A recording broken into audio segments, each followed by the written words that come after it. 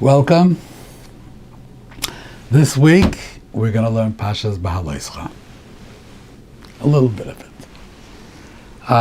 So the Parshas, there's a Parsha of Pesach Sheni that if somebody is tamei and he can't bring the korban pesach, you bring it a month later. Where's this Parsha? Sometimes I ask people, where's the Parsha of Pesach Sheni? And most people will say it's in Parshas Bay. With the Parsha of Pesach Sheni, that's where it is. And the Parsha of Pesach. So it tells you what to do with a Pesach and what happens if you're tamei, then you should bring it a month later. But some people who are a little bit more knowledgeable in the Parshas, they say it's in Behaaloscha. That's really where it is. So it says like this. Vayomru anoshim ahema. There were some people that were tamei nefesh adam. Why were they tamei nefesh adam? So there's two pshatim. Either they were tamei because there was a meis mitzvah, or they were tamei because they were carrying Yosef's aron. But they were tamei. And they couldn't make the pesach. They said,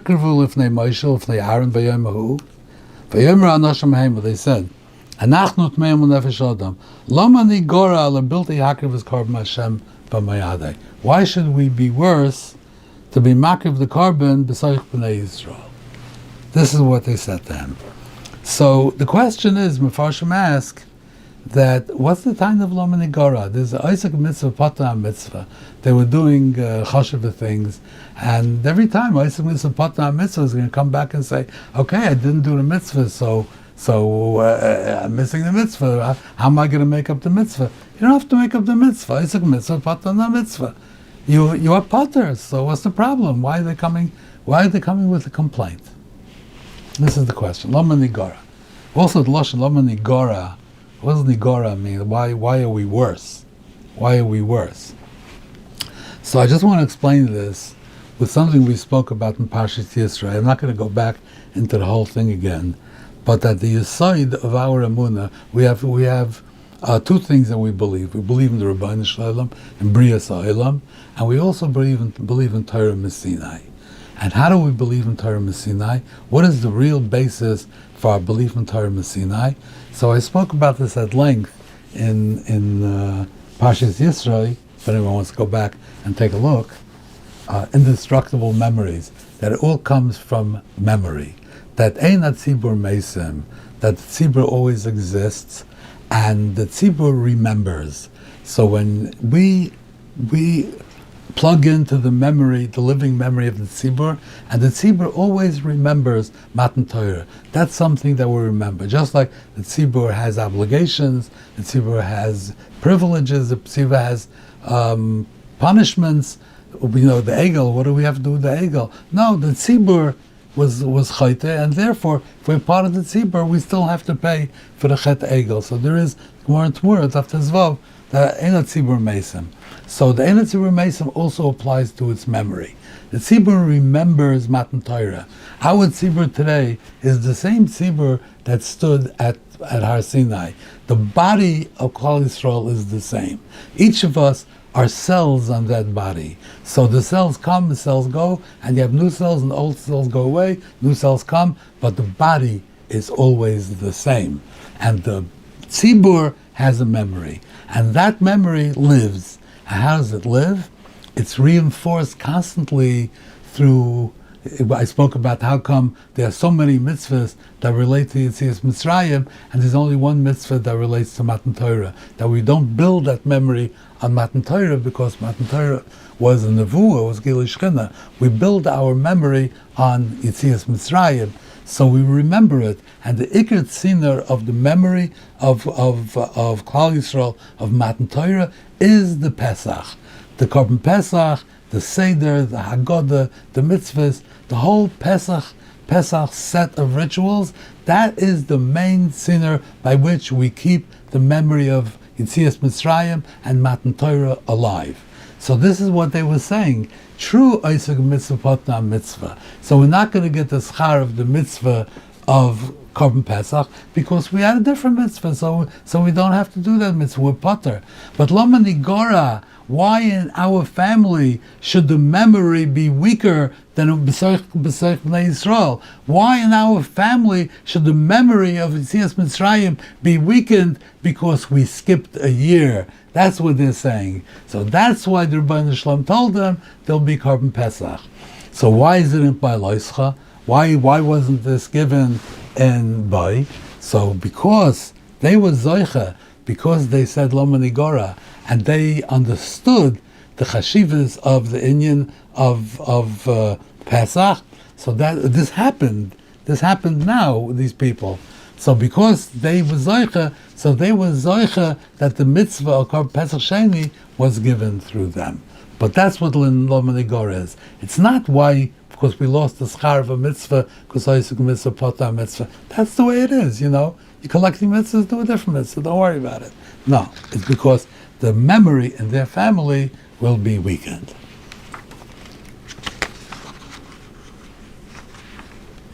Okay. Now we come to the Misavim. They wanted meat. They said,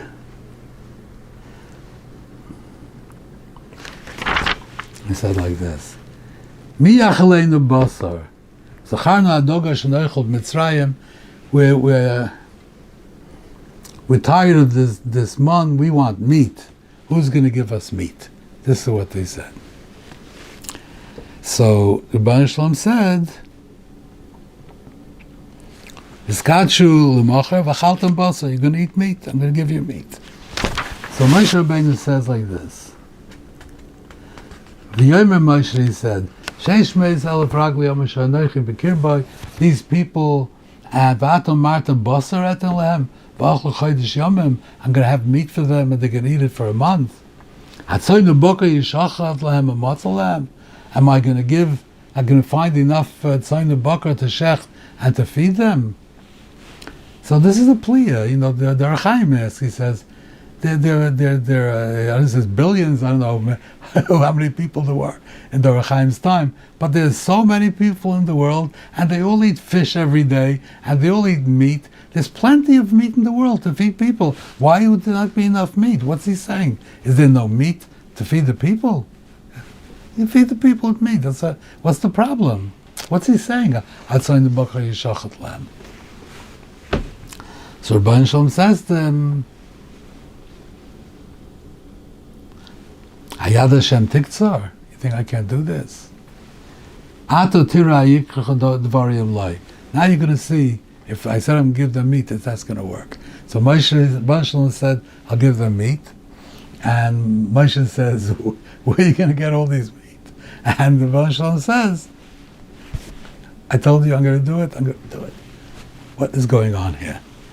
And what does it say at the end? Habasar edeno ben shinayim, terem yikores.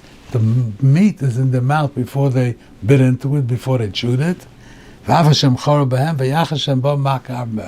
died right there. They took the meat into their mouth, and before they had a chance to really eat it, they died. What was that? So I think Pshat is like this.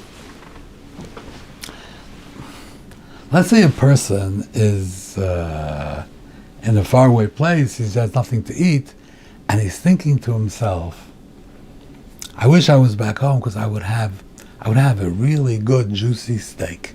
I'd have this, and he's dreaming about, I'm going to get home, I'm going to have this steak, or person's in prison, or wherever, I'm going to get out, I'm going to have this steak, like that steak, in his mind, assumes tremendous proportions. It's like beyond steak. That steak is he has such a taiva for it and such a cheshek for it, that the steak that he builds up in his imagination, that steak doesn't exist. He's anticipating he's going to eat that steak, it's going to be so fantastic. But when he actually gets the steak and he eats it, it will be a letdown. It's not going to be, okay, it's good steak, very nice, great steak, fantastic, very expensive, but is it going to be the steak that he had in his mind? It's not going to be. It's not going to be that. It's going to be what he built up in his mind is not the steak that he's going to eat. So this is what Moshe was saying. He says, the people, they are so starving for a piece of meat. They're so focused on it and saying, we want meat, we don't have meat. The meat that they want, that they've built up in their minds, you're not going to be able to give them that meat. It's not going to be their meat. The meat that they're begging for, that they've created in their imagination, in their taiva, that the meat that they've created, that they're thinking about, it doesn't exist. No, you can shecht all the time in Bakar. You're not going to find such meat. How are you going to give them what they're asking for? So Rabbi Shalom said, Atu Sira, Ayala Hashem Tiktzor, you think I can't do this? You're going to see. I'm going to give them what they want. So what did he do? Because as soon as they took the meat into their mouth, before they chewed it, that meat was still the imaginary meat. When they chewed it, they would have the disappointment. So he gave them their imaginary meat, and he killed them. So they never had the disappointment. So they got what they were wishing for. But lemaisa, they did, and as soon as they put it in their mouth, it was still connected to the meat that they had in their mind and their imagination, and that was it. Right away they died. So they never had the disappointment. So he never disappointed them. He gave them what they wanted. Now, at the end of the Parsha, we come to the story of Miriam. So, Miriam talked Lashon Hara, and she was stricken with saras. Then the pasuk says that Aaron asked Moshe that he should do something. He should do something. She shouldn't be kameis shabbatzeser rachamimoi v'yachol chatzi b'saroi.